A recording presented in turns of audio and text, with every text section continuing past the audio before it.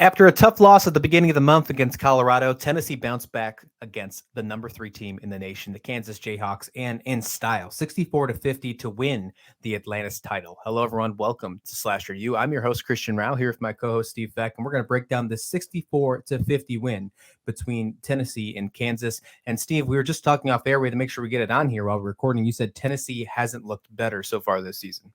Oh, absolutely. And their defense, that was the best defense performance I've seen from a Tennessee squad in a while. And that's saying a lot because that's what Tennessee and Rick Barnes basketball is known for. Now, it is ironic, I found, that this was the battle for Atlantis championship game because Tennessee drowned Kansas. Their swarming defense kept pushing the Jayhawks' heads under the water anytime they started to catch their breath. It looked like maybe Kansas was going to get back into it. It was like, it was.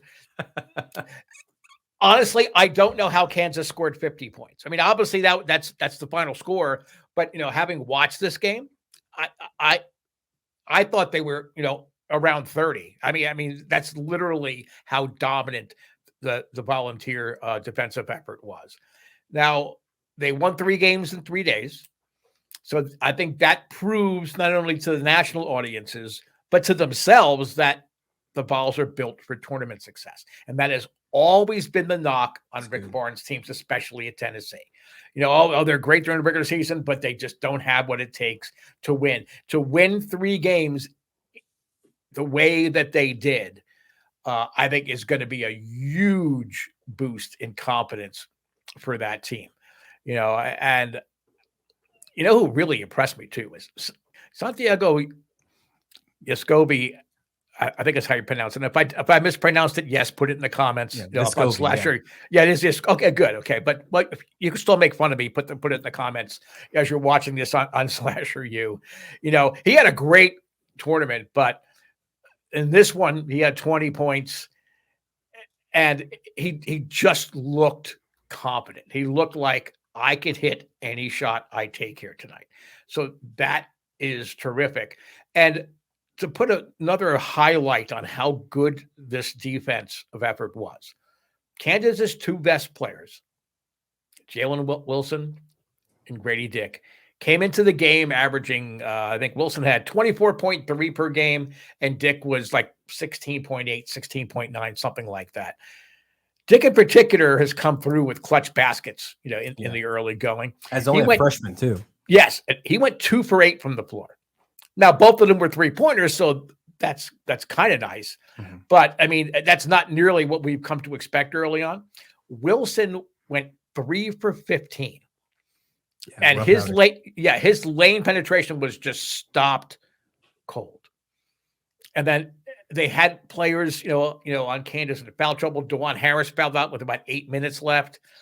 And you could see it was good to have some of the young Jayhawk players get more involved in the game because of various foul issues and just having to come up with solutions to try to solve what Tennessee was doing.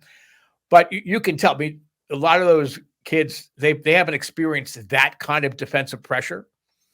So I think it was a good experience for them, but really it was a complete performance by Tennessee. I cannot say enough about how Tennessee played in this game. Kansas only shot 32% from the field, only 5 for 21, 24% from the 3-point line. Tennessee crushed the rebounding game against Kansas as well. That was another thing they dominated. They won 45-27 on that aspect. Kansas never led in this game. Just like you said, it looked like the entire time Tennessee ran from this. And even though Tennessee won by 14, at one point they were up by 18.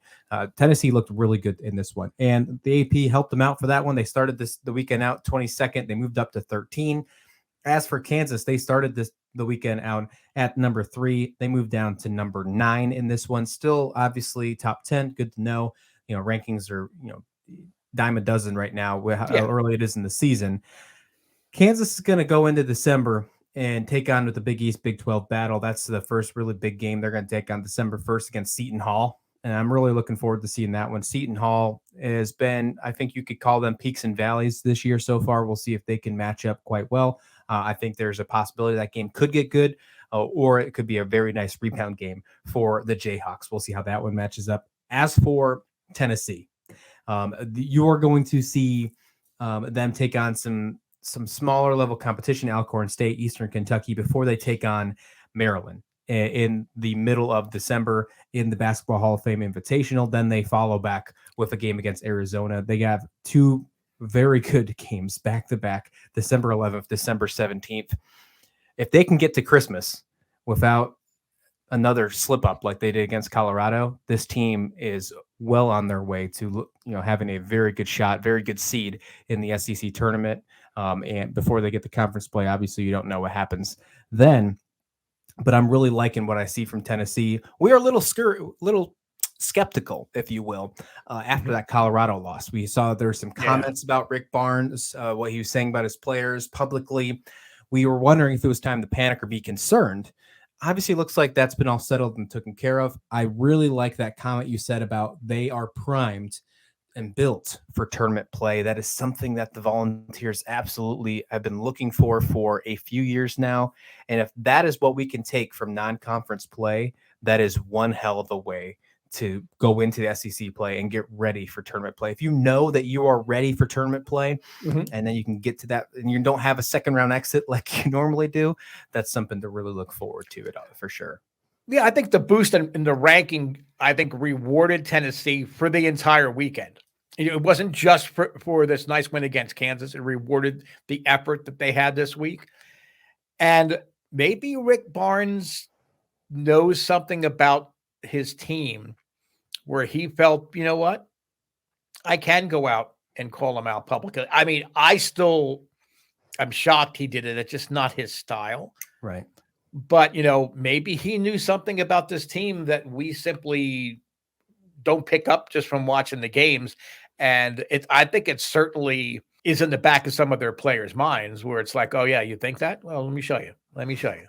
But I mean, again, they executed his game plans to the T all weekend. And all credit to the Volunteers with that. Congrats on that jump in the rankings. You earned it.